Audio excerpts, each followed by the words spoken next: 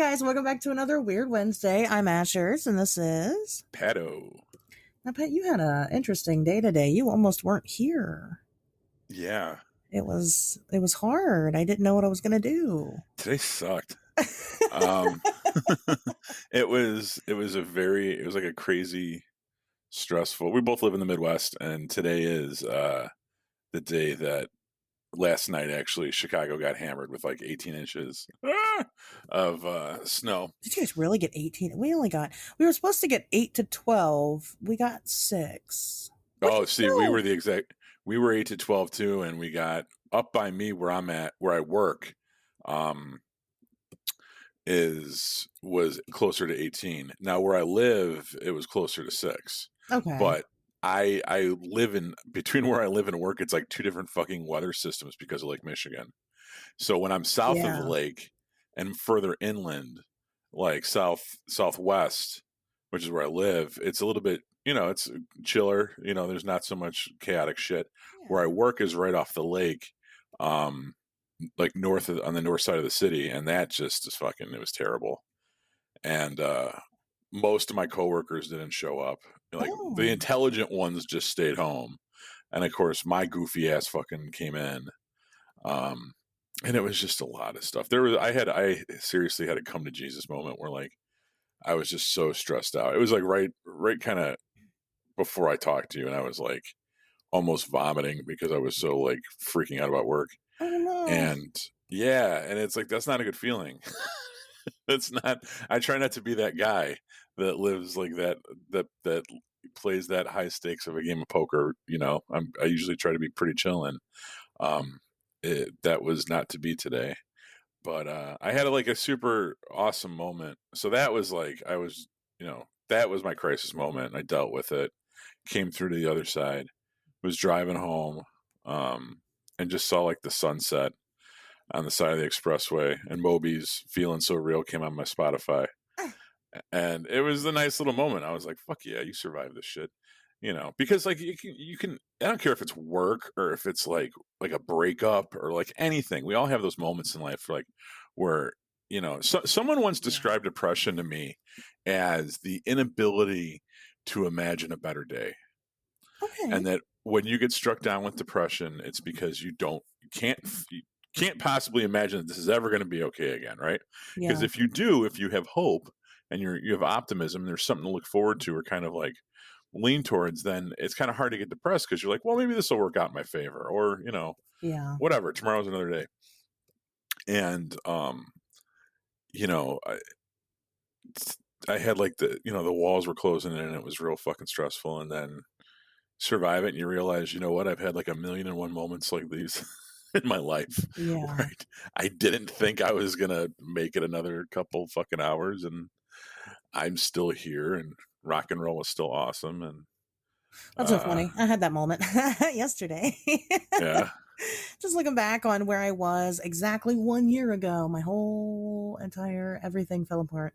And it was it's gonna get kind of dark for me, but that's okay. But it was hard, it was really hard to live. I woke up every single day and decided that, well, today's gonna be the day I'm done living, and then I didn't, and now I'm still here. So I don't know, is it better?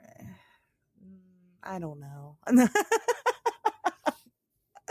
That's hard to say. I mean, well, it should be. I don't want to die every moment of every hour. I mean, it's not, that bad, but, I don't like the person that it's made me, but I guess that's, kind of, I'm kind of in charge of that, I guess. So what do you mean you don't like the person that's made you? I just used to be a better person before, events happened in my life, and you're a really good person. Oh, well, thank you. Well, I don't think it's that I've become a bad person. It's just that I don't feel as good as I once did. And I used to feel like I could overcome anything, and I used to feel invincible, and I used to feel like I could see the good in everything. And now I've become so jaded, and that's it's rough to live with, I guess, especially after you overcome being so jaded, because that's, what I did initially was that I did a lot of work on myself, and I thought I had done a great job. And then I learned that, none of that really matters because everything can come crashing down at any moment anyway. So, it's hard. You're talking about the breakup? It wasn't just the breakup. I mean, it was the week. So in one week, I was diagnosed with cancer. I was broken That's up right. with, and I lost my job, my whole career. Yeah. And so like I said, my entire life just came falling down around me. It was crazy. It was my health. It was my relationship, my career, everything just kind of Mhm. collapsed. And now I'm in a different spot. I'm in a different career. Now I loved my job before that point. I really did. I really did love my job. But I do love this job more, and I like fucking whoever I want to. And I don't like having cancer, but that'll, eventually that'll, not be an issue. So Right. I mean, how much does that weigh on your day to day? Is it, I would think being a diabetic would be a bigger bummer. You know what I mean? Because there's it dietary is. restrictions. Well, right. I mean, right. So, having cancer and a treatable cancer at that is difficult being a diabetic because I can't get the treatment that I need until my diabetes is under control. So my diabetes has actually been more of a problem the past couple of years than the cancer has been. The cancer, they're just going to take my whole uterus and everything out and it's going to be gone. But Mm, they won't do surgery on me because I'm at a high risk for infection and all kinds of, complications and things like that because my diabetes can't seem to be under control. So my diabetes I can't get under control because I also have an eating disorder. And so it's not going to get under control until I get treatment for the eating disorder. And so it's just I'm kind of stuck in like a catch 22. But I started a bunch of new medications yesterday and some things. So we'll see where it goes. But I think the important takeaway of it all is that I'm still trying to do things. So that's good. right.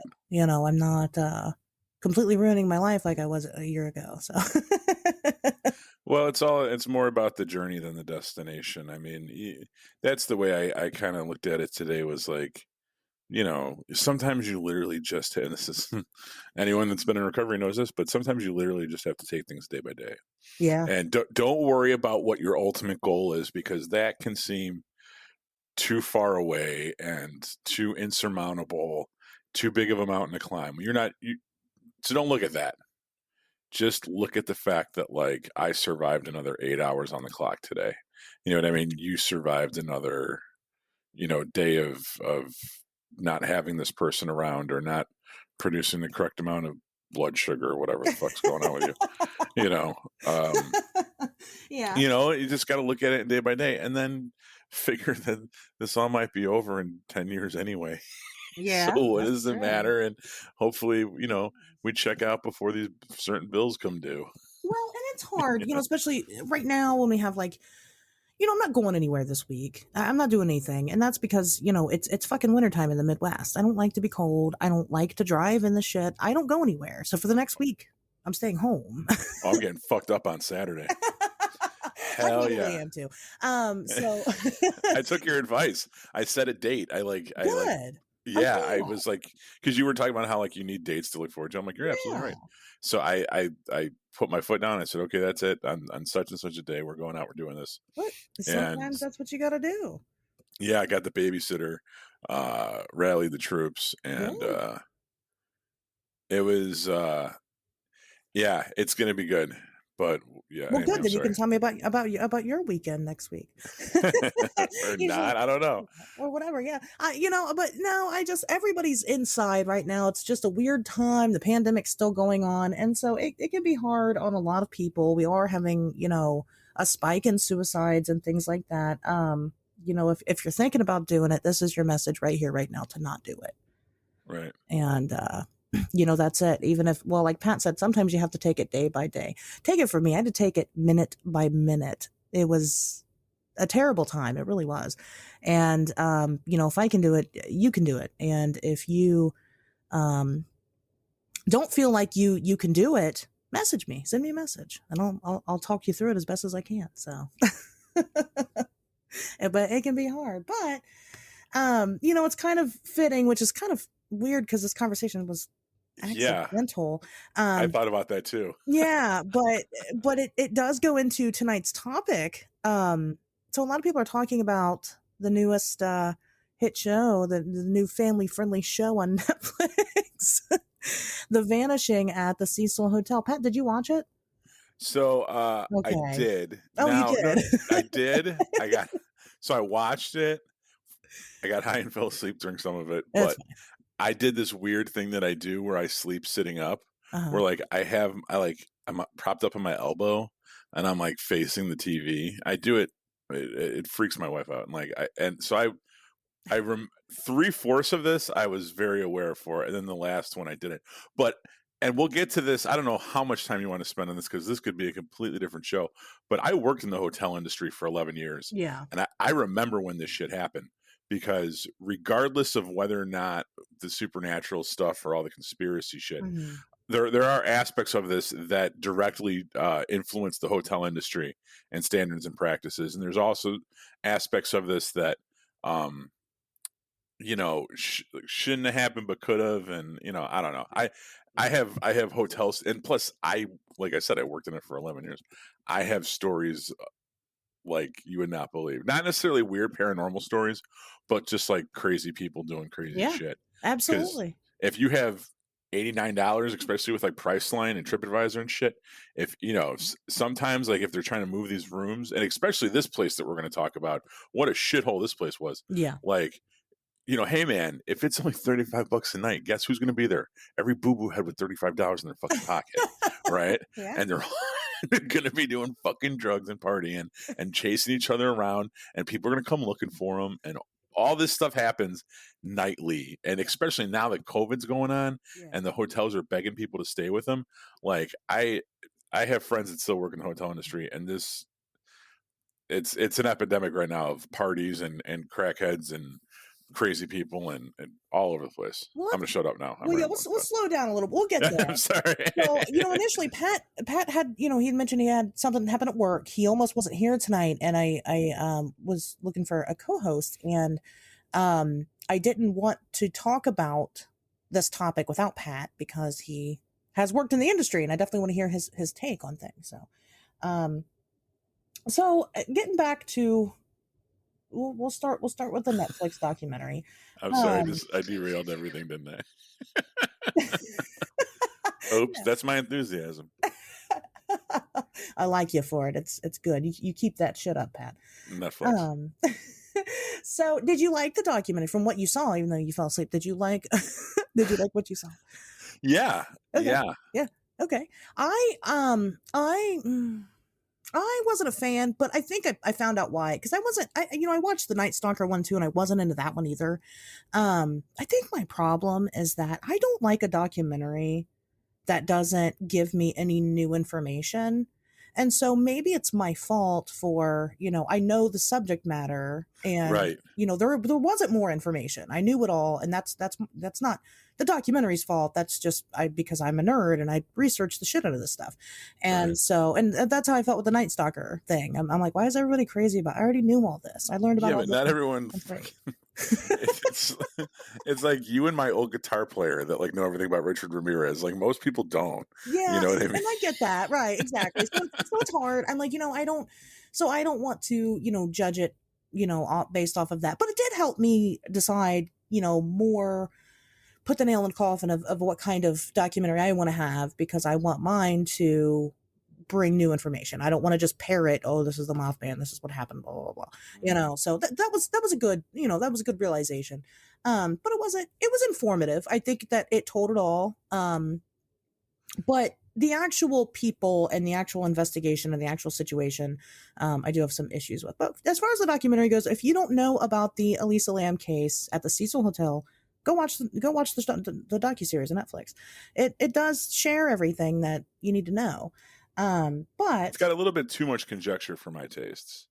I it don't. I repeats don't a like lot. the some of the far flung conspiracy shit. That's, and I was talking to my friend Ashley about this, the other Ashley, And she was like, yeah, Netflix has a nasty habit of turning, a 2-hour program or 2 hours Yeah. worth of material into a 4-part miniseries. Yeah. I definitely didn't feel the need for this to be a I 4-part agree. miniseries. I agree with that. The one guy, oh my God, I was fucking cracking up. He's like, I'm a YouTuber. It's in the dictionary now. And it's like, what the fuck, dude? Why do you have to fucking validate that? Like this poor guy, he's probably been, I don't know, he's probably been shit on by all of his family and all of his friends. Are like, get a real job, dude. For this guy to just come out, it was weird. Um, the internet sleuthing thing, we'll get to that. We'll get to that. I'm not going to do that yet.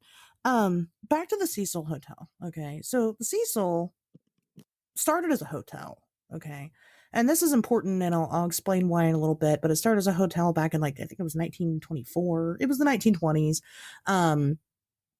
And it did really well, and the whole area was doing really well until the economy crashed, and we went through the Great Depression and all that stuff, and that area just never really recovered from poverty, and some places didn't. The area is a very infamous area known as Skid Row, where it's located. So like Pat was saying earlier, when you got a hotel when you got a hotel in a strange area like this, that is also very cheap, you're going to have a lot of strange characters. And, so granted, so the Cecil Hotels had that. It is notable for different occurrences happening, like it's pretty widely believed that the Black Dahlia was seen there before she was murdered. Richard Ramirez was there. They think he stayed there for a while. That other guy, I can't remember his name. He was a serial killer. He killed people there. Multiple suicides. I mean, overdoses, more overdoses than you can believe. Probably just in this podcast alone, there's been 10 more there. But I mean, every hotel that I've worked at had a fair amount of suicides. Right, suicides. Deaths. Well, I looked that up. I was curious if suicides happen more in hotel, because I would think that like if you're gonna commit suicide, you're gonna go to somewhere where like your family's not gonna find you, or like your friends aren't gonna find you. It seems somewhere where nobody's gonna barge in and stop you. Right.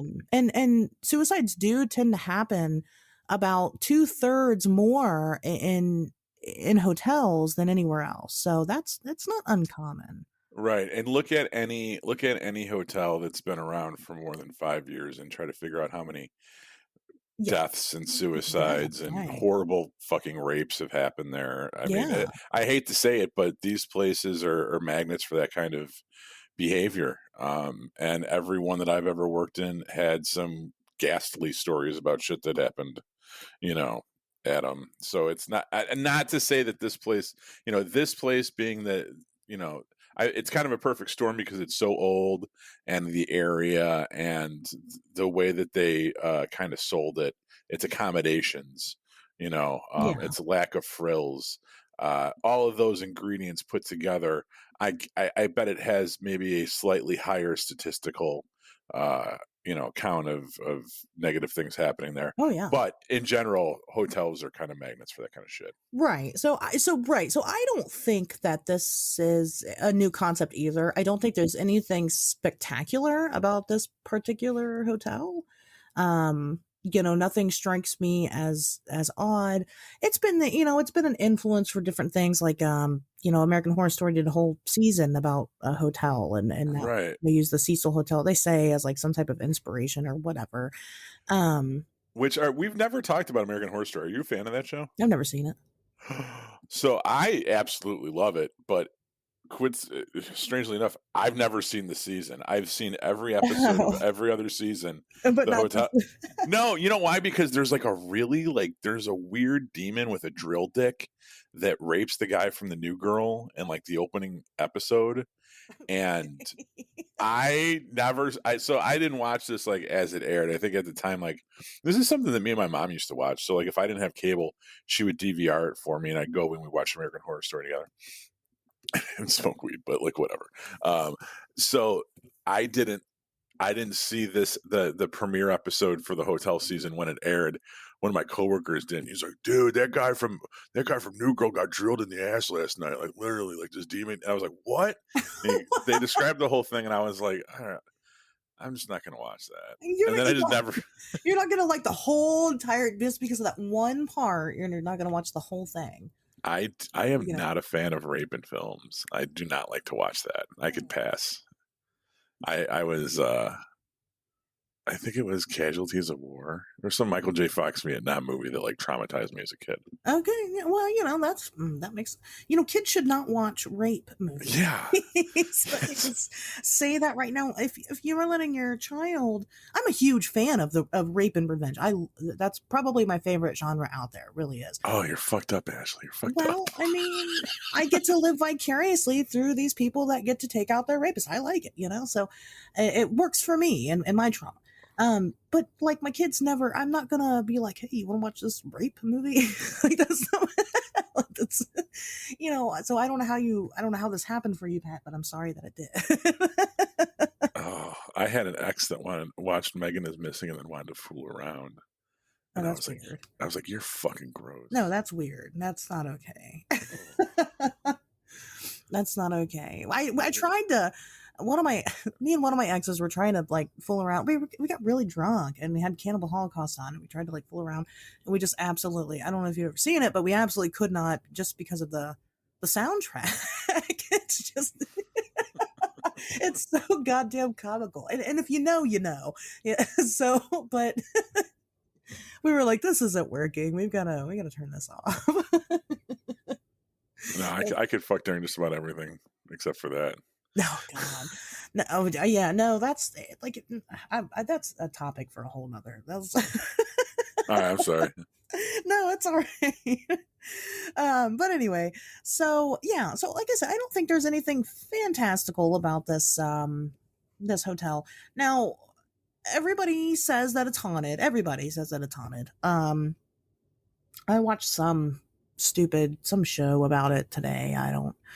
Some paranormal hunters bullshit, whatever. And, it just, the employees there are like, oh, that door wasn't open before and now it is. And, I saw this dark figure and blah, blah, blah, so I don't know. Is it haunted? It could be. I mean, I guess you got a lot of deaths there. Why not? Right. A lot of despair. Right. A lot of people spend most of their life there, living at that place. So, I mean, maybe I could see that. But this is all pretty important. Now, all the history is important because we have this big case. It's not like the Cecil Hotel was a stranger. So like the show that I watched, the paranormal investigation show, it was filmed before the Elisa Lam case, which is why I picked that one out and watched it. I'll get the name and I'll put it in the description if you guys want to watch it. But yeah, so, I watched it before this case. So it's not like this place was a stranger to strange events.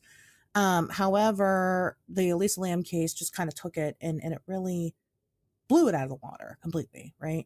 Now everybody knows about it. People that don't even live in America know about the Cecil. And good, maybe they'll stop staying there. I felt bad for that English couple. Oh God. We'll get there talking about that poor English couple. They just had no idea, did they? No. They just had no idea they were walking into a big pile of shit. So going back to Elisa Lam and who she is. So this girl is, what was she, 21, I think, something around that age. Mm-hmm. This girl comes to America from Canada and she goes and stays at the Cecil Hotel, right? And then she ends up missing. And super short version of it. And nobody knew where the hell she was. They did have some weird surveillance footage of her in an elevator doing weird shit, and then that was it. And then 19 days after she went missing, she was found inside of the water tank of the hotel. And this was only after people started to complain that the water tasted funny. It was kind of brown, Yeah, that's so fucking nasty. They were drinking her like coffin water. Yeah, basically. I mean, I'm sure it did. I mean, not like it wouldn't it just not like taste funny? Wouldn't it like taste like death? I mean, I don't know. From an engineering standpoint, that might be a California thing. You would never do that anywhere else where you would usually your domestic water comes straight from the city tie, and it just kind of flows into your building, and then you get house pumps to kind of boost it up to the different floors. The fact that they stored their water and the potable water, the drinkable water, that you wash yourself with, the fact that you would keep all that in a container on the roof, it almost invites contamination. It does. I thought So about that's that. very strange. Like when you see water towers on top of buildings, that's for cooling. That's HVAC. It's because they utilize water cooled pumps inside the facility, and the hot water goes up and it falls through the slats in the cooling tower. The heat evaporates, the water cools down, and then it kind of repeats the cycle. Those aren't for drinking water. So the fact that that building was set up like that, like I said, maybe that's how they do it in California because they have like droughts and shit. But like, Okay. that's a really bizarre layout for a facility. I did not know that that was strange. So Yeah. that's well, good. As far as Midwesterners go, like I said, I don't know how the I mean, fucking it could be there, but they do okay. shit on the left coast. On the left coast, stop it. So Those anyway, Holly weirds. those Hollyweirds, yeah. You leave those people alone, Pat. They have wildfires. No. All right. Let's use coffin But water to put that shit they out. got some coffin water. That little bit of decay will help. So okay, so that's the big picture. Let's get down to the I guess the meat of it all. And we'll start with the elevator footage. Okay. So everybody's seen this elevator footage. And if you haven't, again, I'll link it again in the description. You can go watch it real quick. You can come back, whatever. But there's a couple of minutes of footage where Elisa is like in the elevator and she's like trying to hide from somebody, and she's like peeking her head out around the door, and then she kind of like walks out of the elevator, and then we kind of see her again, and she looks like she's talking to somebody, but then she also looks like she's possessed or something. She's just doing some weird shit with her hands. And then she leaves, right? She pushes like every single button like in the fucking elevator, and then she's like pushing the door open button also, which she could have been confused that, maybe she was trying to shut it, maybe she wasn't. But it was weird. A lot of people criticize, like, I remember this happening while it was happening because I'm really into the true crime thing. So I watched all of this. So I watched the elevator footage before they found her body in the water tank. And people were freaking out about everybody, people in the paranormal community were freaking out because the Cecil Hotel is known for being super haunted. And people in the true crime were freaking out because they know about, serial killers, and they know about the Cecil because of the serial killers being there. And so, yeah, it was just weird. What do you think about the footage, Pat? Just the footage itself. Yeah, I mean, it definitely begs more questions than it answers. Because of the limited view. See, you can't. Hotels aren't allowed to put cameras in the hallways because then you would never want to stay there, right? Because a lot of people bring hookers and shit back to their rooms, Oh, or they do okay. whatever. That makes sense. So if you had the choice between to stay at a hotel with cameras in the hallway versus no cameras in the hallway, that's a decision some people would have to make, and you would lose business Especially this if place. right, if you had them. So kind of you put them in the elevator just for safety reasons, and even that's kind of sketchy because I worked at a place once where I had to very early on in my job there, I had to go and take a bunch of security cameras down. Oh. And I'm like, why are we doing this? And they said, oh, because they're getting rid of overnight security. And if no one's there to watch the cameras, then the cameras can't be there because cameras create an illusion of security. When you see that camera, you think there's someone on the other end watching it. And if you're being attacked and there's no one, and it's just recorded, but there's no one there watching it, it opens you up for liability or something. This is what they told me. Well, that makes sense. I mean, I guess it makes sense. Yeah. So the fact that like they got some weird shit on camera, like okay, and the fact that she's kind of like peeking out of the elevator and she's interacting, or She she's is interacting with something, whatever. yeah, that's not visible. Like that's how that footage just looks. Right. I actually have a really, oh my God, I'm gonna send you some security camera footage that I fucking have from one of my jobs. Oh my God, Pat, I don't know if are you allowed to say that on the air? I, I probably shouldn't, but fuck it. I don't work there anymore. It's Send it, this. Pat. I'll post it on Twitter. I'm just kidding. So it's this. It's. I'm gonna tell the story real quick, and then we can Okay. get back to this shit. So it's this bum, and he breaks into the garbage room, and he looks around, and he pulls out. He reaches into his pocket, and he pulls out these like magazines, right? Oh And God. it's like these folded up sheets of paper with like Beyonce and Oh. like Keira Knightley and stuff. And he like unfolds these pictures and he sets them up on the compactor, right? And we're like, and we first saw this footage and we're like, oh my God, he's going to jerk off on camera. So like me and all my apprentices are like fucking gathered around and we're watching this thing with our jaws open, waiting for this dude to pull his hog out and start yanking on it. And like, he goes through this whole process and like, he sets up all these pictures, like just right. All these like magazine pages that they had torn out. And he like, you know, he obviously is like involved in like, this is like a ritual, right? So like he gets all the pictures set up and then he reaches into his pocket and he pulls out a crack pipe and he smokes crack in front of all of them. Oh my God. And we were like, wait, that's it? Like we thought he was gonna fucking crank one out. And it was like, no. He's like, yeah, Beyonce, look at me smoke crack. And Oh, it's like his friends. He didn't. yes, that's it. He was like, and I was just like, holy shit. And I had to save that video footage. That was Yes. just too good. I got to put that on my Yeah. TikTok or something. I'm gonna get I wonder TikTok who out that of it. guy is now. He probably listens to the show. If he Oh, he's listens to probably the no, show, he's not. He's probably I dead. hope he is. You stop. If he's listening to the show. He's probably fucking eating rats on Lower Wacker Drive. Well, if he's not, and he's and he's out there, yeah, he's one of our listeners. Contact us, please. I want to know. I want to know where you're at now. I want to know how your friends are. I want to know how the crack is. It must be pretty good if you made friends with magazine pictures. I just assume that like crack. I mean, think about it. If you throw your life away for it, it's gotta be fucking good. Oh yeah, definitely. You like meth? I've never done meth before, but Jesus Christ, like that's got to be like some of the best shit in the world. I've okay. I've heard really good things about meth. I've never done it though. I really haven't. But I've heard really good things. So anyway, back to this security footage. So it was weird. It was a weird interaction that she had there, and nobody knows. You know, what the hell was she talking to? We will probably never know if she was talking to anything that we could explain with science or anything at all. The thing about her is that she is bipolar, and yeah, but that's bipolar. That's part of the explanation I didn't get because I think I know bipolar people and they don't talk to imaginary friends. But they do. They have delusions.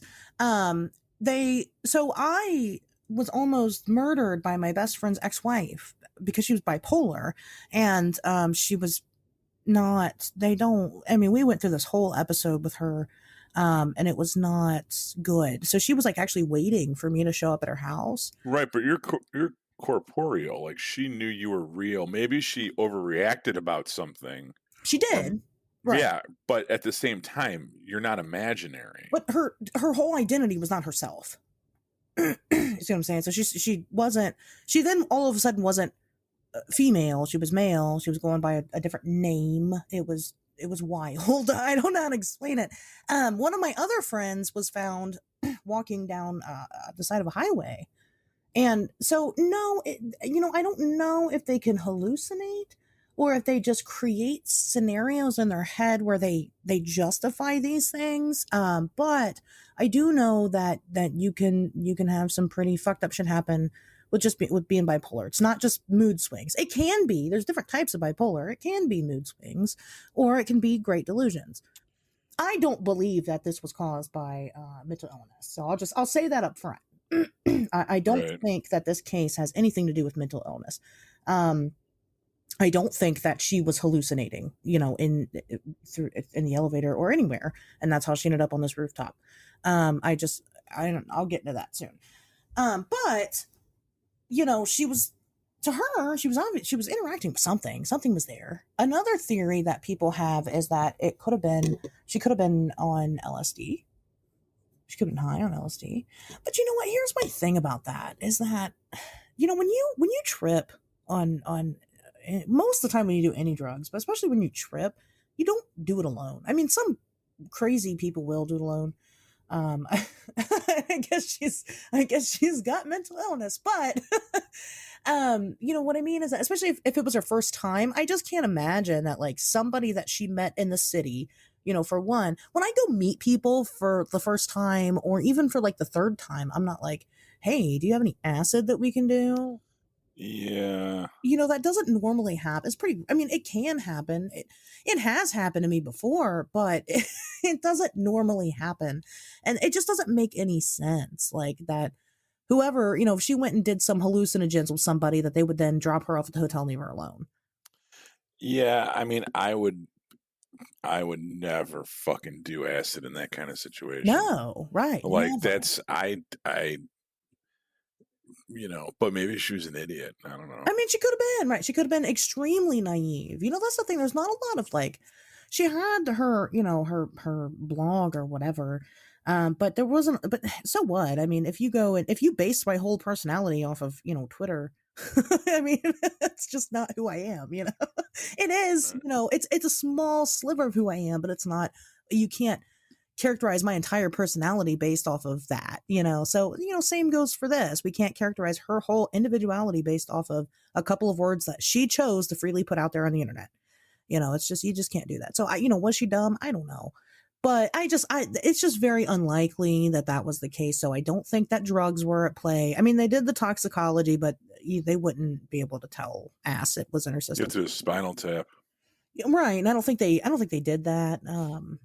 I don't know. But, either way, it was fucking weird. The footage was weird. It was scary. It's uncomfortable. And then she was just gone. And so, like I said, I watched this all unfold. So leading up to that point, and when they found her in the water tank, the first initial, report did say that she was found in this closed tank, right? Mm-hmm. And, then we come to find out that that wasn't true. The tank was open when it was found. So the thought is, and then there was a security door that she wouldn't have been able to get through. But then we found out that there's another way up to the roof. That's not the security door. Right, fire escapes, The which fires. the second hotel that I worked at, the one where I was actually the head of the engineering department, I was there during construction, and they took the fire escapes off Because of that? Yeah, it was a remodel of a historic building, and it came with fire escapes, and they were like, "No, fuck that, those things got to go." Because once again, more liability than they're worth. You don't want Sure. people going on those things, and then you got to maintain them, and Yeah. then you got to make sure that they're kept clear of snow and ice in the wintertime, and it's just they don't use fire escapes anymore. That was like a fucking 1950s thing or whatever. Yeah, right. Well, I don't see a bunch of fires. We do on the old buildings, but you don't see them on new buildings anymore.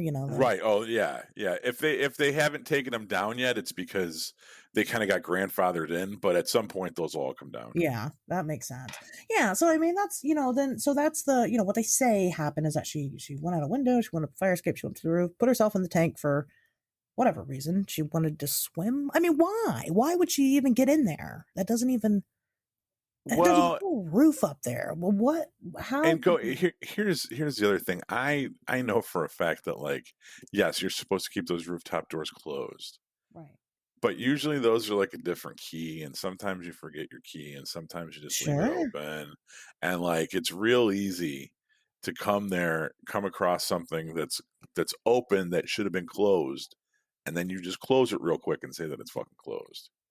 Like Well, that's it's true. it's We've entirely all possible that rooftop, the the door door at the to top of the stairwell was fucking wide open it. Yeah. because the last person didn't close it behind them, or they left it open a crack, so they didn't have to worry about bringing their key next time. And And why would someone they? wandered out there because that shit happens all the time too. And why would they You admit know, liability to that? They wouldn't be like, "Oh yeah, right? Exactly. Of course, you're gonna fucking deny it. You're gonna, I don't right, know. right." So yeah, so she gets in the water tank, and but then they say, a lot of people are like, "Well, she couldn't have closed the lid on herself," but again, they say that it was open, so that's cool. But I think you got to look at it like this: if it's that unrealistic that she did it herself, how realistic is it that somebody dragged her body up there and did it? Well, so there's a couple of issues that I have with the investigation and what the conclusion that they've come up to, because at the end of the day they ruled her death accidental drowning. But a couple things. The elevator footage. Let's go back to that again. There is missing time on the elevator footage. There is, and the first time I'd ever heard them address this was in this documentary. And they just said that, well, they just kind of brushed it off. They're like, well, they probably just cut it because it wasn't important or significant or whatever. So why not just release the whole damn thing then? If you have people questioning you, just release it all. If there's nothing on there, if it's insignificant, put it out there. Why is it cut? Just the footage is still out there somewhere. We know it is. So that was weird. What's missing from those minutes? And could it be nothing? Sure, it could be, but that would put a lot of people's suspicions to bed right there. Second thing is that they insisted over and over and over again on this on this documentary that they searched that roof and did not find her there. If they searched that roof, why didn't they see that the water tank was wide open? How did they miss that? Mm-hmm. They have the cadaver dogs and everything up there. How do you miss that latch on that thing is open? Either you didn't search the roof, or she wasn't there yet, or the worker is lying about how he found the door. And if the door was closed, if the latch was closed, then somebody else closed it. It wasn't her. She couldn't have. It was not physically possible for that to happen. So, there's a couple of issues that I have here. Now, when you're talking true crime and you're talking these weird, cases, whatever it doesn't matter what killed her or, what happened, whether it was Satan or, a person. You have to prove beyond a reasonable doubt of your theory. Again, it has to make sense. You have to make it make sense. And this one doesn't make sense. It doesn't add up. And, I think that they just kind of rushed to the conclusion that this was an accident. Because, honestly, the cops, they said that the cops are there 2 to 3 times a day, every day for various things. And they're probably just fucking sick of dealing with this place and they don't want the big media attention. Who knows why they rushed it? But I think they rushed it. And I don't think that girl climbed up in that water tank by herself. I just don't. But I don't know what happened. They found her body. She didn't have any physical, she didn't have anything that was like, oh, this is what killed her. There was no ligature marks on her neck, or, there was no wounds. There was nothing, or so they say. That's what they say.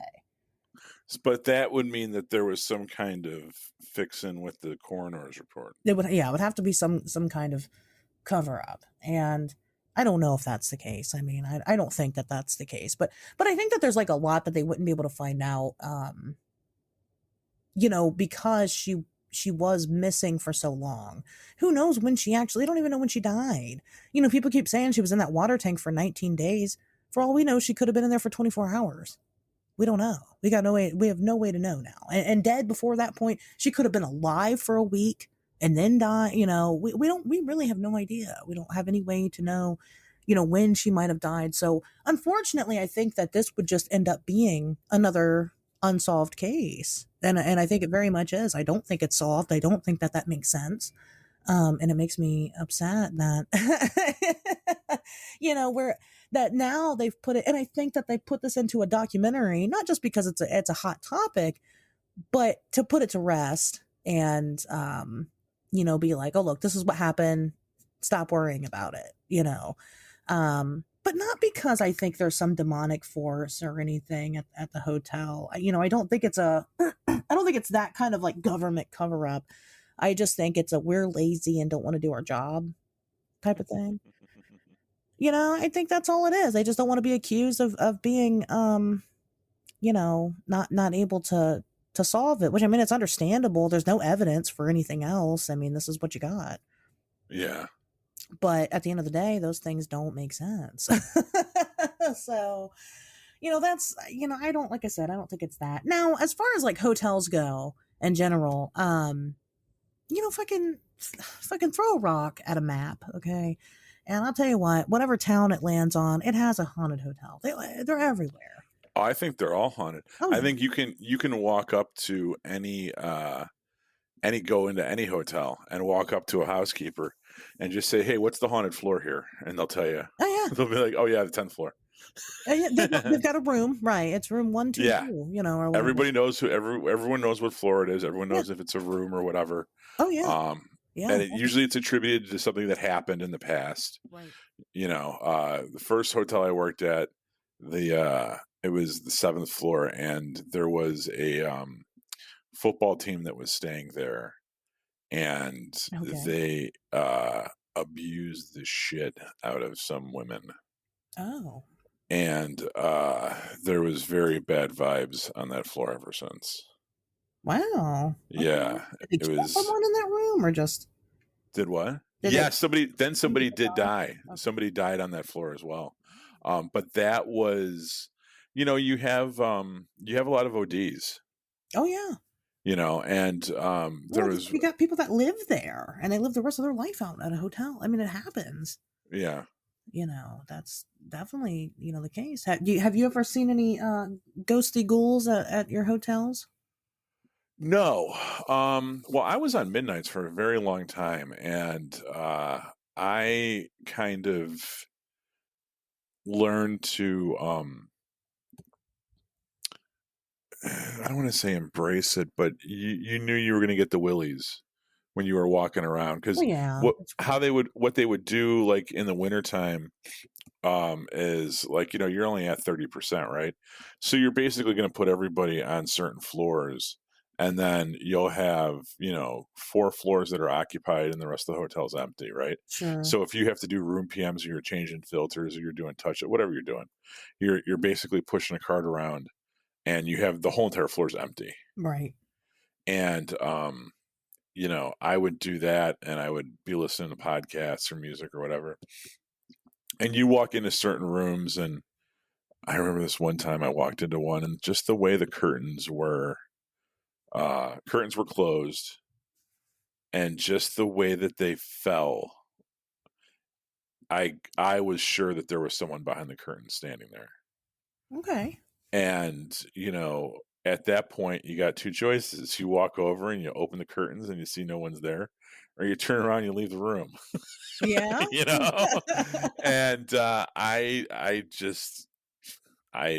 by virtue of the fact that I had work to be done, I would force myself time after time to just go over and open the curtains. And guess what? There was never anything there. And I think that's kind of a metaphor for a lot of this shit. But yeah, man, you get fucking crazy vibes. Oh, all kinds of stuff. I was But in tears when I was at the Crescent Hotel. I could not go up to the 4th floor. I couldn't do it. And I don't know why. I still don't, I want to go back just to do it now. I mean, I'm ballsier than I was then, but it was crazy. It was something else. So, I mean, there's definitely a lot now of experience. I had one case that I had one night that reminded me exactly of this case, where I was on Midnights and I get a phone call. And Midnights at a hotel, it's basically the engineer, security guard, there's a front desk clerk, and then there's like the manager on duty, right? So there's like 4 of you, and you guys all know each other. And if something happens, you all kind of got each other's back, right? Yeah. Even though I wasn't security, even though I wasn't, uh, and I got a call that the police were there and they were doing a welfare check, Oh, and okay. Yeah. they wanted me to go with in case I needed to break into the room or anything, Oh. right? So basically what happened was this chick had checked into our hotel and stayed there for 3 days without incident. She had a credit card. It checked out. She was using the right name. She was using everything was fine. What we didn't know, though, was that she was a college student from like Nebraska that went off her medications and just decided to come to Chicago. Okay. So but she didn't do anything wrong. But her parents came and got on a plane and flew here, and then went and got the police, and then showed up with the police at her hotel because they needed to talk to her and they needed to get her to come home. So what? which is How did this? How does this end? Did you go up there? She was there. She's yeah. alive. Okay. So we go up there, and this woman who had been perfectly mild mannered, and she had been in the hotel for 3 days and kept to herself, but didn't do anything crazy. Wasn't leaving post-it notes on shit or anything.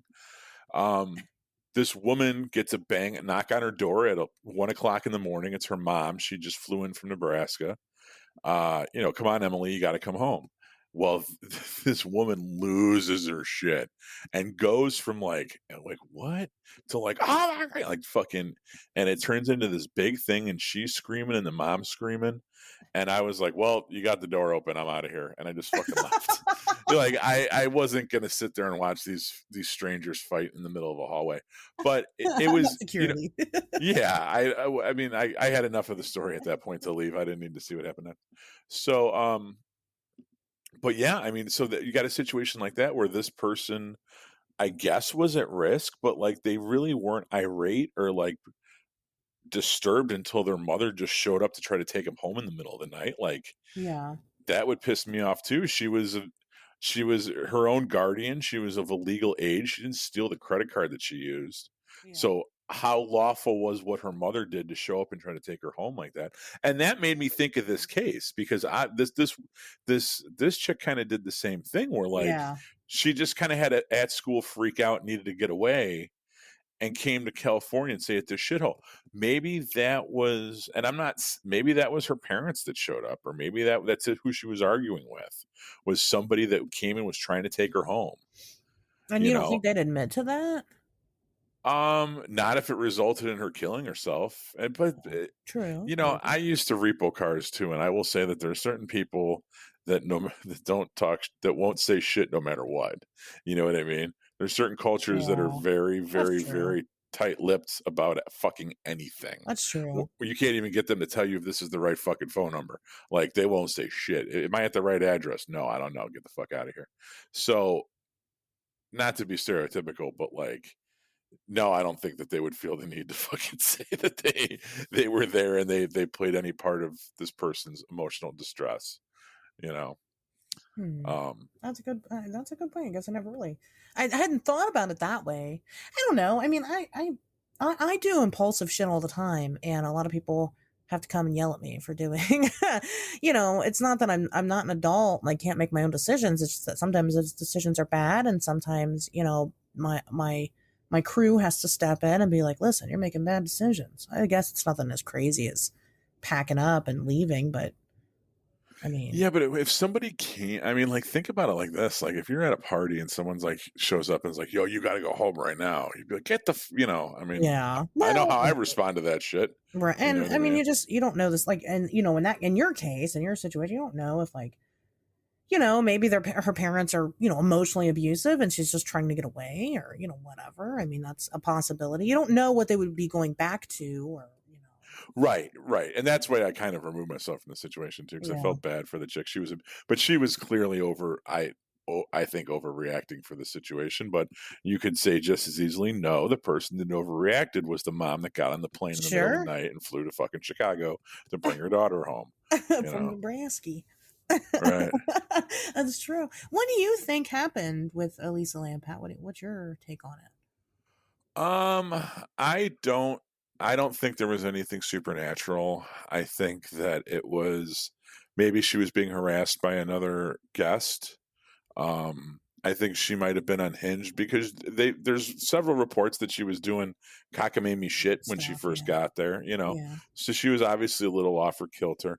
And I've been to LA before. It's daunting and overwhelming, and that's in the nice parts of town. Yeah. Um, a city like that, you got to remember I don't know what kind of homelessness you have in Dayton, Ohio, but That's pretty I'll bad. tell you, It's not that uh, bad, but yeah. Well, we have winters. So if you're too much of a screwball, you're going to get kicked out of the shelter and you're going to freeze on the corner of the street, yeah, right? that's They true. don't have that problem in LA. You can be as crazy as you fucking want. That's true. And and all you have to do is survive the fucking heat in the summertime. So they have a whole new caliber of bum in LA. Right. And that place was where they stay. So like um who knows, maybe someone was harassing her, maybe saw her in the lobby and was following her around and was like trying to get a piece or wanting to holler at her something. And she was already unhinged, and or maybe she made an enemy, with all her crazy Sure. shenanigans when she first got there. She But might. I don't think there was anything ghostly. And as far as like the police covering it up, you know, I don't think there was anything.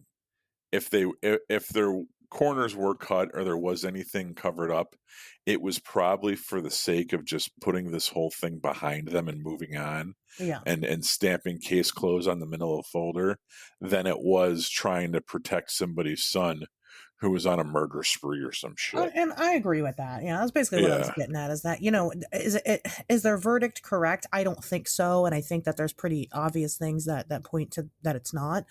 But I think you're right. Like I said, I think it's just them wanting to just not work on it anymore. It's shitty, but that happens a lot, Right. especially Well, there. Especially there. right, exactly. Hey, this wasn't a place where good things happen, and Right. hey, she should have read the TripAdvisor reviews before she fucking went. I don't know what to tell you. You stayed at the wrong fucking place. Should have Um, got that Airbnb. It was. I don't think it was a thing yet, but no, it wasn't. It wasn't. but no, I agree with you. I don't think that it was anything supernatural. I just don't see it. But I don't think she did it herself. I mean, I think that's silly. I mean, I think Well, she did it right though. She could have made an enemy, or just when you're homeless, especially when you're homeless there, you really, I mean, that's kind of just that's your life. It's so hard to get out of homelessness that these people pretty much live off the radar. So I mean, if she was killed by some bum, I mean, they don't know anything except for it was some bum. and people that do this whole. So one of the hotels I worked at had a lot of suicides, and I would say statistically there's a little bit of a higher than your average, and it was because it was. I don't know how familiar you are with Chicago, but Marina Towers. No. It's on the cover of the Wilco Yankee Hotel Foxtrot album. Oh, Uh, they're kind of a Chicago landmark. They're these two corncob towers, and they look they're these two towers, and they look like corn cobs. of course. And people like to jump off them all the fucking time. And I mean, and down below there was the House of Blues, and there was a plaza where you would park your car with the valet, and people would fucking jump off the towers and inevitably always hit someone's car on their way down. Or because if they were up high enough, the gravity would pull them against the building on their way down, and they'd fucking smack against the building like half a dozen times before they hit the cement. And then you'd have like the Chicago Police Department like biohazard cleanup crew out looking for eyeballs and livers and shit like all over Dearborn Street and stuff. But yeah, people like her, people that like I just need to get the fuck out of here. It doesn't matter where, I just need to get away. School's stressing me out, everything's stressing me out. I need to run. Right? Think about that for a second. Sure. Okay. There overwhelming things are going on in my life right now. I can't cope. What I need to do right now is run. I run from problems. Okay. So that's what got her there in the first place, right? Sure. So I just think that like sometimes people that do that, they commit suicide, because that's the ultimate running from your problems. I'm just gonna fucking die so I don't have to deal with this shit anymore. But why You know what I why mean? not jump then? Why climb into a water tank and drown yourself? I mean, if it was suicide, they're saying it was an accident. But if it was a suicide, I mean, she could have jumped off. It's not like it's a small building. I don't know. Who knows what people are thinking, That's true. in those final moments. It's true. You're just like, I want to die, but I've decided that I'd like to experience drowning before I die. I don't Yeah. know. I mean, I guess you're right. I mean, it just depends. I know the times that I've thought about suicide, I've thought about the easiest, most painless way to do it. And, drowning is not I've never been like, oh, I want to drown myself. That's what I want to do. I think that's Yeah. a weird flex, but I get what you're saying. I mean, um, we don't Maybe she know. fell asleep and rolled in or something. Who knows? She took her pills. She took her downers, because people like that have uppers and downers and shit, right? They have uppers in the morning to get them going. They have downers at night to quiet them down to get them to sleep. So maybe a combination of alcohol and Zoloft, and it just made her pass out, and she fell in the water or something, or Maybe she thought it was the hot tub. You know, I don't She's know. like, oh, this place has a hot tub. Right. Does it have a hot tub? I don't think so. I probably No, it's doesn't. definitely, It's not one of those places. That's true. I mean, hotels are they're a good breeding ground for legends and stories and things like that. Especially because a lot of them, like, a lot of hotels didn't start off as hotels. Like, they started off as something else, right? Some big weird structure, and right. so they already have like some type of history before the hotel happened, and things like that. And so, and they're weird. And even during the daytime, just go stand in a decent hotel hallway during the daytime, and it's quiet. You can't hear the other people in the rooms. It's weird. And, Yeah. it just has a very strange atmosphere to it, especially if you're into like the being the empath thing and doing the energy work and stuff, you can kind of feel all these different atmospheres. And even though you're standing in a very quiet, uneventful hallway, you feel all these different things around you happening. It's weird. So, it's, Sure. I think they are good places for, allegedly the hotel right across the street from the Mothman Museum is haunted. Um, and Oh, okay. I'd never heard that until I started going there. But there's a hotel. I mean, right there, it's like 10 feet, and you're at the low hotel, and it's really old now. And they say the explanation for it is that because when the Silver Bridge collapsed, there was a lot of family members staying at the hotel to like visit people and things like that. And so it's like the spirits of those people. And who knows? Maybe that's just a bullshit extension of them trying to make money off the Mothman thing. I don't know. But the hotel, it's still around, so I mean, it's doing all right. But yeah, I mean, hotels have a weird history anyway. They have a very rich history, especially if you go back through all the tenants that have ever been there. And you get your regular people that do tend to stay. And even though they don't die at the hotel, maybe their stay at the hotel was so significant on their life here that when they die, they just tend to stay there. I can't pretend to know, but in this case, again, I don't think that the Cecil's special. I don't think that it's different. I don't think that it's extra spooky or anything like that. I Right. would like to go stay there, one of these days, but I'm a little intimidated considering what we know Sure. now. But they've changed their name since then. It's called the Stay on Main Street, and Right. they're trying to rebrand themselves, which I think is really silly. Instead, what they should do is they should open up a fucking a ghost gift shop and make fucking money off. I'm serious. That's the Crescent Hotel did that. They had a whole fucking gift shop of ghost shit and books and fucking t-shirts and people just go in just to buy fucking I hunted ghosts at the Crescent Hotel fucking t-shirts, and it's ridiculous. But it's smart because people buy that shit. So I think that if they were smart, that's what they would do. But that's what I think. I think that it was important for us to kind of talk about this, not just because it's in everybody's radar right now, but because this whole month has kind of been a series of like internet mysteries, right? Like it's been kind of a collection of all these like viral things that everybody's talking about online. I want to talk about that for a minute too. The internet sleuths, right? That's is what they were calling themselves. Oh yeah. So did you watch Don't Fuck with Cats? Yes, of course. That was a completely different though. Those people were cool. That was so good, right? And it was good Right. because of those people, right? They were fucking great at their jobs of being internet sleuths. These people, it's like it felt like they were trying to do that, but like, and they were trying to like recreate that in the documentary, but they were not that. Like, the fuck these people. Yeah. They did not. I don't feel like they didn't offer anything helpful. Meanwhile, the fucking Luca Magnotta people, they did. I mean, they were on top of it. They, should have had that dude arrested before he killed a person. And Right. my cat sneezed.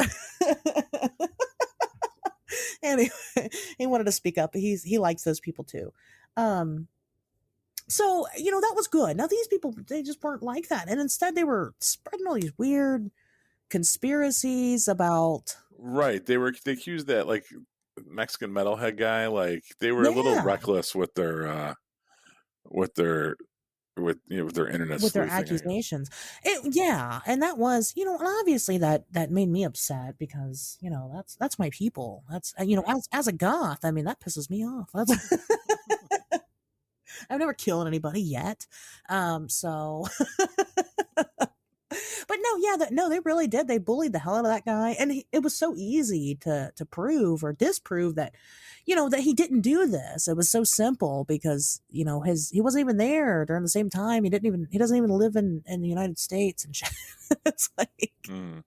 it was just that was ridiculous. But yeah, I mean, they all felt like they were doing such a good job, and it was really kind of it really as an internet personality, it really kind of made me sick, um because these aren't people that were doing anything really. I mean, they didn't.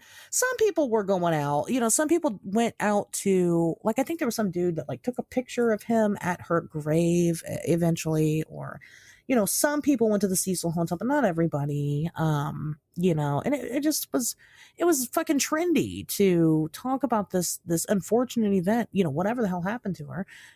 But that's still kind of gross, that they do that. And Right. it's like, for the clout, I guess, to get the big break on the case, and which none of them did. I mean, it was just a waste of time. I really didn't enjoy that part of it all. Um, Yeah, it just seems like it's just online shit talkers, and they're talking about true crime. Like, right. I don't get the whole true crime thing anyway. Like the amount of some people really, I feel, gravitate towards it more than just liking a good mystery. I think Oh yeah. there's a certain amount of I'm gonna sound so old when I say this, but like ghoulishness about it. You know what I mean? Like, Foolishness. Okay. yeah, like oh, this one, like the people like that, like Penn Oswald's widow, like her deceased wife, Yeah. and like her obsession with like the Golden State Killer. Like, Yeah. what makes you obsessed with all the amount of poring over those details that you need to do? I feel that would turn most people away from developing this type of particular hobby. Maybe. I think it depends. I like details, and I like watching a new case unfold. But then again, that's kind of more the element of like a mystery and like finding out what happened, and trying to put, because some of these people do get information.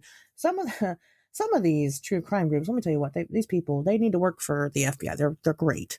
Just like the don't fuck with cats people. They were great at what they did, and some people are. And shit coming a mile away before anybody announces it. About it because they have combed every single possible lead and detail already.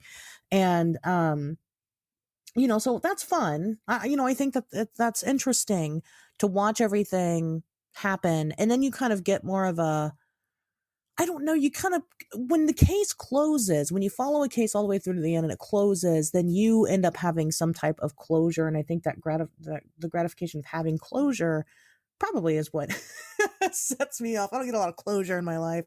So maybe that's why I like it. But then I have like other killers. Like there's one killer that I've been trying to read about for a while, because I'm one of my video series eventually on YouTube is going to be about true crime, and I'd like to talk about the guy. And he did some fucked up shit, and I want to know about all the fucked up shit he did. And I'm a little upset that there's not more details about what he did exactly, and I don't know why. I'm not sure. I can't tell you why. The worse, the more bizarre the case is, the more gruesome it is, the more it makes me interested. I can't say that I guess I like it, but it makes me interested. So, I don't know. Morbid curiosity, I think. I've just always been this way. I've always been into it. So I don't know. But, this was not that case anyway. I mean, which was weird. I mean, this wasn't one of those things. But there are people that it ends up consuming their entire life. Look at the Chris Watts thing. That dude that killed his family and whatever. Um, People are fucking obsessed with it. Still, people are fucking obsessed with that guy. And there's women that like believe that they have some type of like relationship with Chris Watts because they just were so I mean, that was their whole life, day in and day out, was combing over details about this case, was looking at all of his text messages, was looking through all of his social media, and now they send him letters and they insist that they know him, even though he doesn't know them. And it's fucking, it's weird. It's really weird. That part is really weird. And I don't get it. But no, I mean, I don't, it just depends. I mean, if they're helpful, great. But they're not always. But, sometimes they can be. One group that I'm in specializes mostly in like missing persons, right? So they'll get like you'll get like some alert on your Facebook, oh, so and so's missing, and they'll share it to that group. And they have helped find a lot of people. Just fucking bored moms on fucking Facebook. Like, have helped find a lot of people. And so, it does have its place. I just didn't think that the place for this was to put it on a docuseries on Netflix. I don't think they needed airtime. And I think it was just a waste of hours, I guess. Yeah. So, that's what I think about, that stuff, I suppose. So that's my that's my take on the Cecil. Like I said, I'll go one of these days and I'll figure it out. Anne wants to go. She's so down to go. She messaged me. She's like, well, when are we going to this hotel? She's adorable. She will follow me to fucking hell and back. She will, and it's beautiful. But yeah, you gotta stop by Chicago and Iowa on your way there, and Arizona. We're gonna be we have a whole fucking cross country road trip. Now we gotta go to fucking Pennsylvania in July to go see Joe Bob Briggs live. Oh, okay. Yeah, so we just need to plan this out. But Chicago should be happening in the spring, is what I'm trying to make happen. But we'll see. It should. I guess I don't see any reason why not. But anyway, so I think I'm done for this episode. You done, Pat? You got anything else to add to the conversation? I got like a trio of hotel stories. If we have a few more minutes, please. No, yeah, go ahead. So this got a call one afternoon. It was a Saturday afternoon to come to a room because they needed my assistance with something. And usually they don't give you a whole lot of information. They're just like, hey, come to room 210 or whatever. So all right, whatever. I go up there, and the housekeeper is outside the room, and she speaks Spanish, and I speak housekeeper Spanish, but this is like beyond what I'm capable of communicating with her. So I go in the room, and there's an altar built on the side of the bed. Okay. And it's got a plate with a cup of wine, a candle, and like a pork chop. And there's like some cards around it and shit. And she's like, you need to take that down. And I'm like, I'm not fucking touching that. And she's like, no, you need to take that down. The candle, you can't have candles in a hotel room because people bring in candles for, fucking sex shit. And then they fall asleep and blah, blah, blah. So never supposed to have candles. And the housekeepers are told if you see candles in a hotel room, you got to take them, right? And if they come to the front desk and they complain, well, then fuck you. We can't have you burning down our hotel. You can't have an open flame in your room. So she's like, well, put out the candle. You got to take the candle. And I'm like, I'm not fucking touching that thing. That is clearly an altar to a strange god. So my hermano, my best friend, work friend, Leo, was working at the time. And he is a godless motherfucker. He don't give a shit about nothing. So I called him up there because I knew he would dismantle it. And he fucking kicked the thing over and threw it out. Like he's like, you fucking pussy. He's like, you're afraid of it. I'm not afraid. No, he doesn't give a shit. And then he died a week later. No, he's still alive and kicking. Fucking. How's his life? Is it good? I mean, death cannot catch that man. Yeah, we're still friends. Okay, he's a good dude. But it ends up that there was a soccer team that was staying with us that was playing in a championship. And they were from like, I don't know, South America or something. I mean, I'm not going to come up. Yeah, but wherever they were from. And one of the players had made an altar to some whatever god they worshipped. And it was, it gave an offering of wine and pork and for a favorable outcome of the game. And they ended up losing. I don't know if it's because they were shitty soccer players or because Leo destroyed their altar. He desecrated their altar.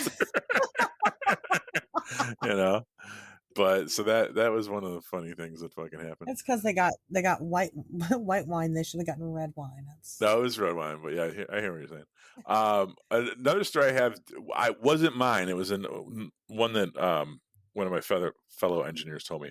But I guess he worked at a hotel once where someone had fallen asleep or died. I'm like had a heart attack in the bathtub with the hot water running, and okay. they like I don't know if it was a suicide. I can't even remember, but basically like red wine and Zoloft, and fucking boom, Sure. passed out. Now the hot water hotels have like ginormous hot water systems because what happens at 7 a.m. on a Monday, right?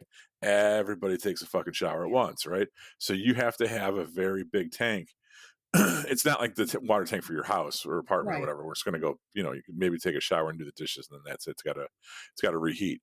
So, what happened was eventually the bathtub overflowed, and then the bathroom took on a decent amount of water, and then it started coming down through the lights in the room below. Now this happens fairly frequently because people fall asleep in bathtubs all the time, or they get drunk and they leave the shower on all night, whatever, right? So usually when you get a call like room 310, there's water coming down from the ceiling. Go to room 410 because that idiot probably left their shower going.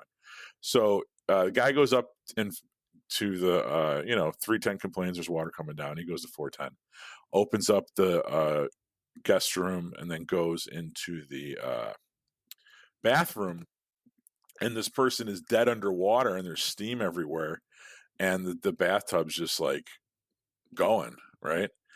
And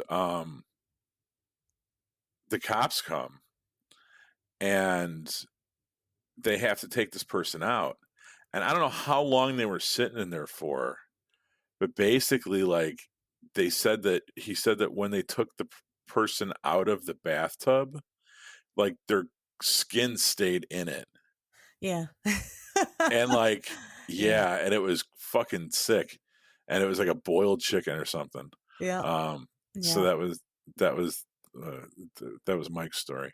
Yeah. That can definitely happen. That happened. Well, I won't. I don't know what the listeners like, so I won't give gory details. But I see. I think that's interesting, and you just told that story, so obviously you think it's interesting too, Pat. Yeah, well, that was Mike's dead body story. My dead body story wasn't that good. Somebody OD'd on someone like died trying to give themselves an insulin shot, and they had a heart attack or something with their putting their shoes on or some What? shit. A fat person died on a hotel bed, and that was it. That makes me And there was, scared. I know. I was like, Jesus Christ! Like, it's hard putting your shoes on, but I don't think it's that fucking hard. So there was that, and then I wasn't going to tell that one because that's not really that good of a story. But I had, I had like it was like a couple. I don't know. So first of all, like when you think of hookers, like you think that like I always thought that hookers looked like the hookers on Night Court or something, right? Like giant hair and like electric blue eyeshadow, and I like specifically picture the hookers from Home Alone 2, Lost in New York. yeah, like fur coats and like you all right. So like, but when I first started working in the hotels, and we had the first place I worked at had like a nightclub on the first floor, and there was hookers around, and security would have to kind of chase them out at the end of the night. And I realized that hookers look like chicks that I hang out with. Like, and I Yeah. don't know if that says something about the fact that like hookers look normal, or the fact that I look like I hang out with girls that look like hookers. But like they were like not that, they were not that garish looking. They didn't have that 90s porn star vibe. They looked like well put together, attractive girls, but nothing crazy. And the first hotel I worked at, we had a real big problem with hookers, and we had a real big problem with hookers meeting dudes in the nightclub and then going up in the room and doing their thing or whatever, right? Yeah. Well, I had like there was like a month and a half, or like it was like a summer, like I forget what the period of time was, but and it had to have been the same girl or like or something, but I would get these calls in the middle of the night that I'd have to go out to the roof and look for a dude's pants or his wallet or something. Okay. And what was happening was these hookers were going back to the rooms with the guys doing whatever and then saying, you need to give me more money or I'm going to throw your shit out this window. Okay, I And the see. guys would like fight with them and then they would throw the shit out the window and leave. But the windows were usually the half of the building had like a half roof that was Okay. underneath it. So when they did it on the one side, the shit would go on to State Street and it would just be gone. But if they did it on the other side, I'd have to walk around the rooftop. And I just remember it was like every other weekend I was out there smoking a cigarette with a flashlight, looking for some dude's wallet or cell phone or something. And finally I was like, is it the same bitch throwing shit out the window? Like, don't let her in the hotel anymore. Like, obviously, this is like either like the hookers all got together and decided that this is what they're going to start doing, or it's the same girl, which was probably more likely that it was the same chick Yeah, probably. Yeah. operating out of the hotel bar that was using the strong arm technique. And tell her to knock it off because I'm sick of getting these guys shit. And then the worst part was that I'd always have to bring it to them and they'd be in the lobby and they'd be all embarrassed and stuff. And I'm like, I don't give a fuck. Like, oh, yeah, I accidentally dropped it out the window. Like, shut the fuck up. You Don't should lie have to me. just shamed them. Like, stop buying hookers. At least buy better Like, hookers. it's 3:00 in the morning. I'm trying to watch The Wire, and you got me walking around on the rooftop, you know. So there was. I wish I told that one last because the other one so the one place I worked, do you know who Nick Belinda is? No. He was the like the high right like the tightrope guy. Oh yeah, he did they made a Grand movie called Canyon and stuff. But he also walked across the two towers, the Yeah. Marina Towers that I was just telling you about. That was the hotel that I worked at. Oh, okay, yeah, they made a whole movie about that incident. That Really? In yeah, Chicago? well, yeah, about that whole. I think so. He was walking. I mean, I'm pretty sure that's what the whole movie. I can't remember what the movie was called. I worked during then, and people were getting sick in the IMAX theater. Oh, no, you might be thinking of I don't think that was Nick Lewinda. That was they now that when he walked across the two towers, that was on Discovery Channel or some shit. And Joel Osteen was there, and that was a whole different fucking thing. But you're thinking of the Joseph Gordon-Levitt movie where he walked across the Twin Towers in New York, and it's like in Yes, the you're right. 70s. And they made a documentary called Man on a Wire, and then they made like the narrative dramatization with Gordon-Levitt where Yeah, it's called The he's the Walk. Yeah, that's a yeah, and different. he's the It is a French different guy. guy. Yeah. Yeah. No, Nick Lewinda he's like this like crazy conservative Christian dude that like walks across the Grand Canyon, and all his family are tightrope walkers, and he walked across the two towers when I was working there. And that was right before I left. Um, yeah, I mean, I don't want to tell any of the other ones because some of them get fucking dark, but that's it. It was good times though. It's an interesting place to work. Like, it's probably like, I guess if you're a bartender or you're like you wait tables like and you do it long enough, you get like a lot of good stories. And it's one of those Yeah. jobs, you know what I Yeah. mean? I Where understand like that. you deal with the public and you see people's weird quirks and people's hotel rooms, it's like their house, and you go in there to do something or whatever. People get real weird and cagey and It is different. Yeah, it is. It is a different, vibe. But I mean, I agree. You work at a place long enough. I mean, hell, I got plenty of theater stories and. oh, the movie theater. Oh yeah. Oh yeah, all kinds. Most of them are just us though, being just the Right. employees. But yeah, of course, my GM got punched in the face one time. One time, somebody completely broke the fucking toilet, and there was shit everywhere. Oh, Yeah, and it wasn't like shit that was like spewing out of the toilet. It's like they fucking wiped their shit on everything. It was crazy. Nobody and his pants were in the were in the bathroom. So no, nobody knows how this person even left. It was. I had to go like check on some old lady in a private restroom one time, make sure she wasn't dead in there. She was in there for like 2 hours. She was okay. I got a call once that so go to the housekeeping office. The shower's broken, room 718 or whatever. Like, okay, so I go to the housekeeping office and they give me like this thing, and they're like, yeah, the shower head was off and this was sitting on the sink, and they give me this thing and like It doesn't look like a shower head. It looks like a fucking like a hose or something. And I'm like, what the fuck is this thing? So then, I'm walking back from the housekeeping office, and I have my radio on me, and the radio goes off, and it's the front desk, and they're like, "Hey, 718 wants you up in their room right away. They said that housekeeping accidentally took something of theirs with the shower or something. They want you up there right away." And I was like, "Huh." So I go up there, and I still got this hose in my hand, and I knock on the door, and the dude answers the door.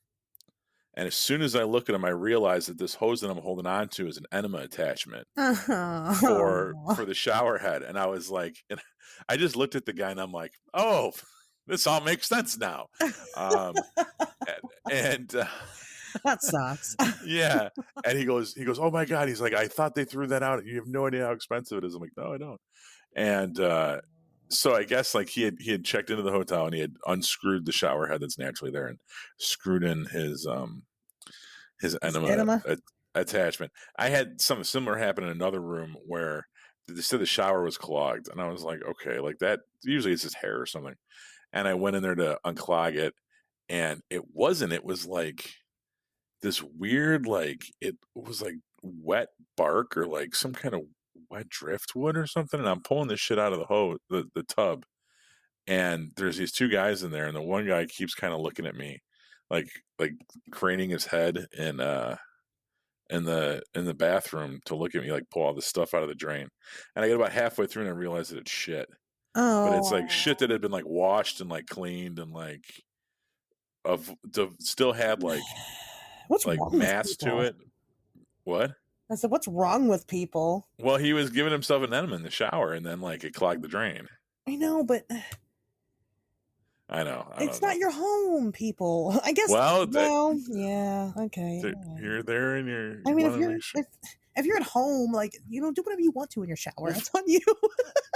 But I'm thinking like, what is with these guys? Like, every time I've had anal sex with a girl, I don't think I've ever had her give an enema first, and it's never been like crazy messy. Weird about it. I don't know. I mean, enemas have their place. I mean, medically, they there's reasons that you use them, but I agree. I mean, that's not been. I won't say. If someone's gonna slip it in, just gonna slip it in. If they're gonna bitch about it being dirty afterwards, well, then don't put it in there. Then you go into the wrong hole, right? Right. That's just the way it is. So I don't know. God, that's so gross, though. Why would you do that? Whatever. I'm so happy I don't work customer service at all like that anymore. People are fucking horrible, awful, disgusting beings.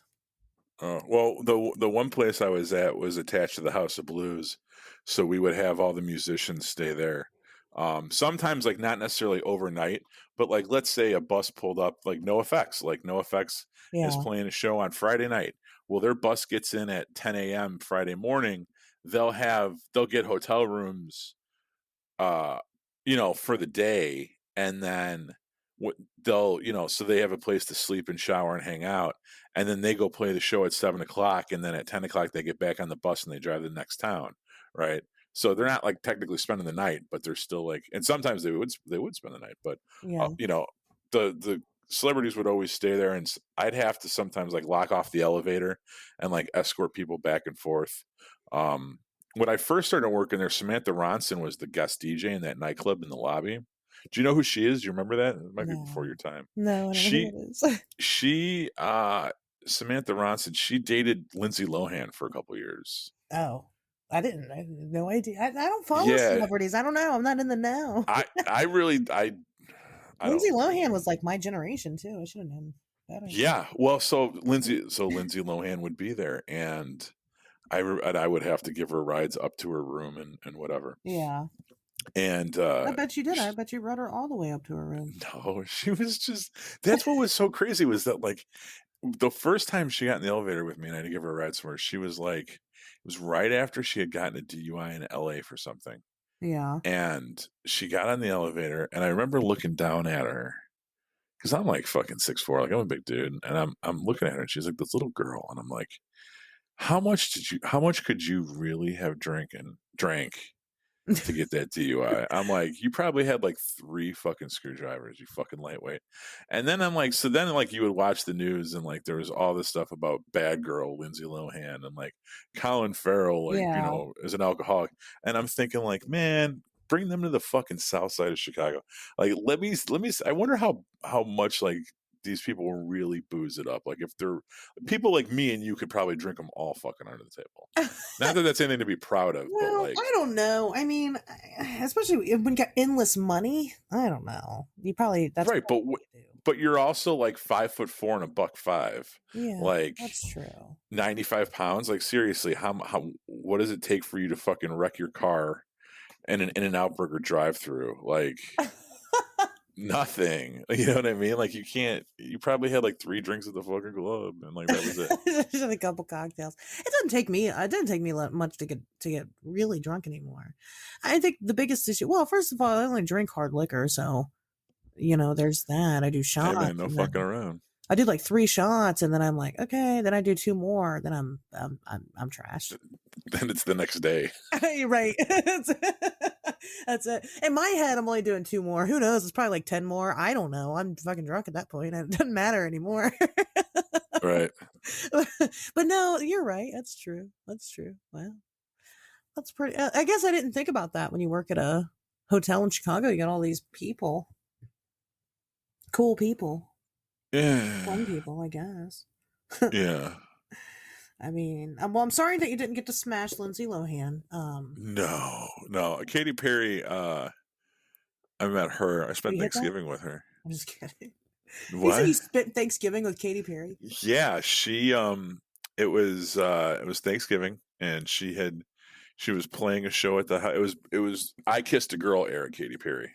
So it was like first album, Yeah. not really super famous yet, had 1 single on the radio. And she was doing a Black Friday show at the House of Blues. So she got into town the day before. Actually, I think might have been 2 days before.